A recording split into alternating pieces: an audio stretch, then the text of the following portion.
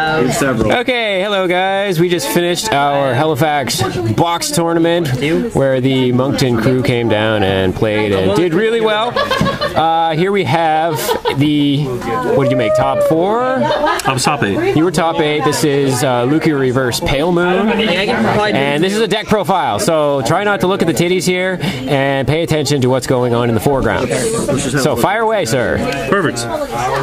So I run the starter, Silver Thorn, assistant Linola. Basically, I find that she's one of the better starters in this deck at this point in time. I was running the Monkey because I like the ability to get the draw if the attack hit when boosting Limit Break 4. But since there's not a whole lot of Silver Thorn cards that build the soul fairly fast, I prefer running Linola over the Monk. Anyway. And what does Linola do? Linola, if an attack hits when she boosts a Silver Thorn Vanguard, you can look at the top 2 cards of your deck and choose up to 1 Silver Thorn from there and put it into the soul, and then the rest go on the bottom of the deck. Okay. So there's a starter. Pretty little girl. Yes. Trigger lineup, I run 7 crits, 5 draws, and the obligatory 4 heals. Obligatory heals. Okay. I got 4 non-Silver Thorn triggers. The nice thing I found with this deck is most of the counterblast doesn't really require a Silver Thorn counterblast. It's just there needs to be a Silver Thorn in the soul. So they don't seem to really affect using the counterblast at all. So cool. I like 7-5 personally with this ratio just because in the deck, you know, you like to have a little hand advantage, and there's not really anything in the Pale Moon build that helps you draw. Yeah. So, apart from the draw triggers, of course. So, you know, I went 7-5 and I thought it excelled well. Sure.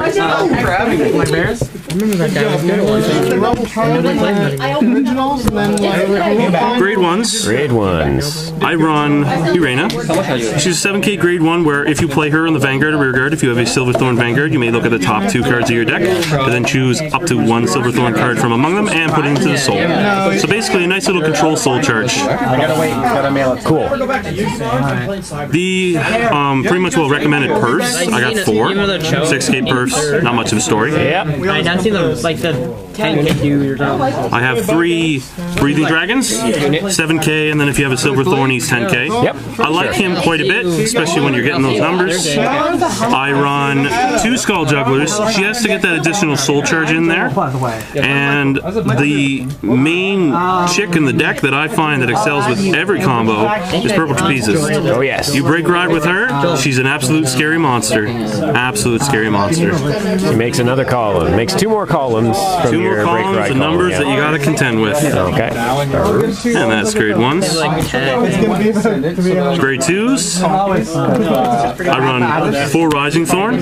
He's amazing in this deck. That 12k and the ability to call it from the soul with Lukia Reverse. Give a plus 5k even if you lock the rear guard behind it. You're still hitting for a 17, 18k column alone, so it doesn't eliminate it too much. Plus, when you combo it with Purple Trapezist, it's still going to be an 18k column, and at the same time, you're going to be dealing with Miracle Pop Ava shenanigans as well. Yeah.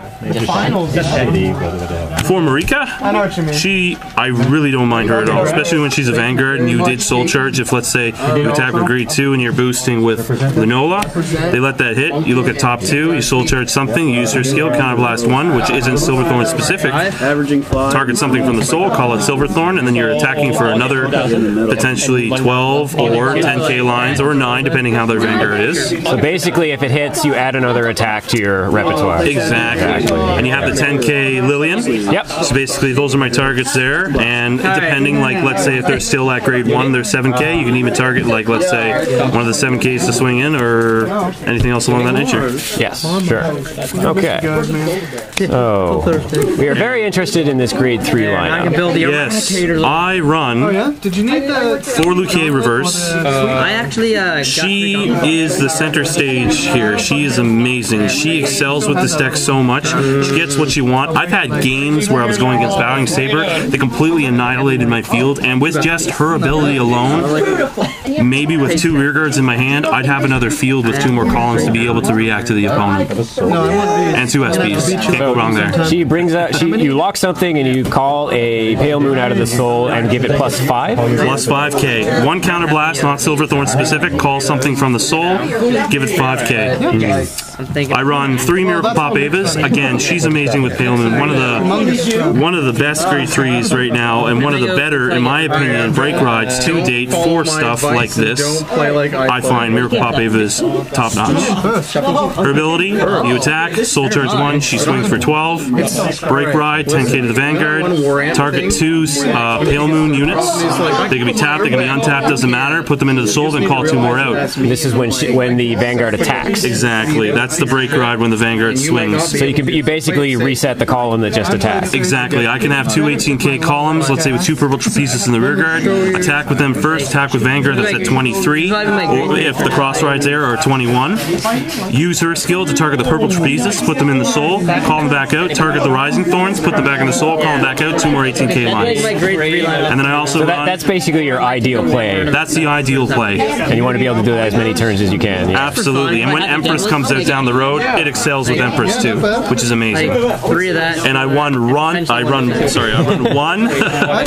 Luke K, regular Luke K. I have never rode her today at all. I've actually soul charged her quite a bit, which was awesome. To activate the cross ride ability. Arena ability, or even play this, purple trapezes in the soul, get the Rising Thorn. Awesome, now I got an interceptor and an 17k column, and now my Vanguard's 13k. So it works out really well.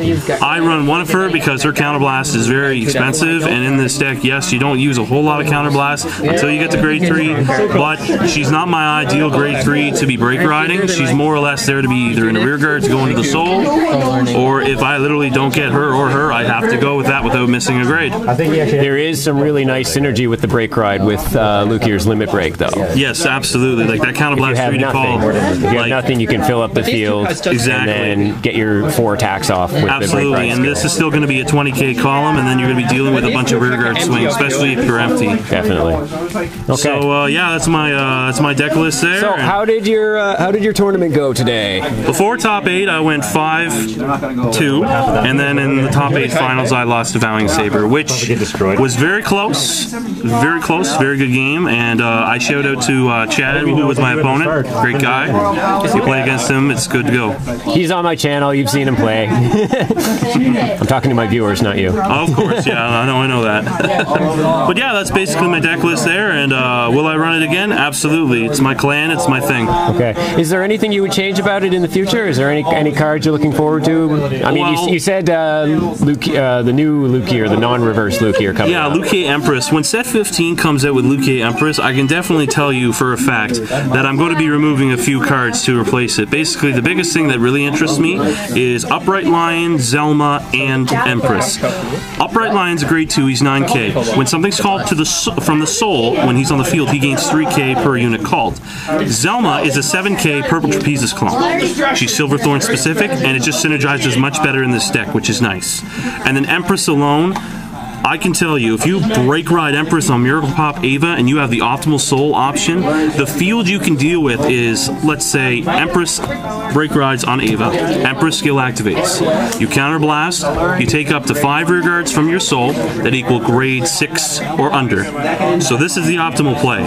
First unit call, Upright Lion. Upright Lion doesn't boost himself because he wasn't on the field. Second unit's another Upright Lion. So the first Upright Lion gets 3k. Call out a grade 0. Both Upright Lions gain 3k. Call out Zelma. Target the grade 0, put it in the soul, call out a grade 1 booster, 7k. Both Upright Lions just gain +6 from that. Target another Zelma, same thing. Zelma targets grade 1, goes in the soul, call back out. Both Upright Lions gain another 3k. So you're dealing with one column's 37 after boosting, the other one's 34. Break ride, you're dealing with 30-something from Lukier Empress. Zelma's in soul, back out, target the uprights, put them in the soul, call out, let's say, Rising Dragon. Okay, there's another 18k line. So you're dealing with numbers that are absolutely ridiculous with Pale Moon when set 15 comes out. And I 100% recommend it for anyone that's interested. Sounds good. So pale moons are definitely not something to be overlooked, and hopefully we'll be seeing a lot more of these guys in tournament play. So, thank you for doing this profile, dude. Not a Much problem. appreciated. Thanks for having me. Yeah, and peace, you guys.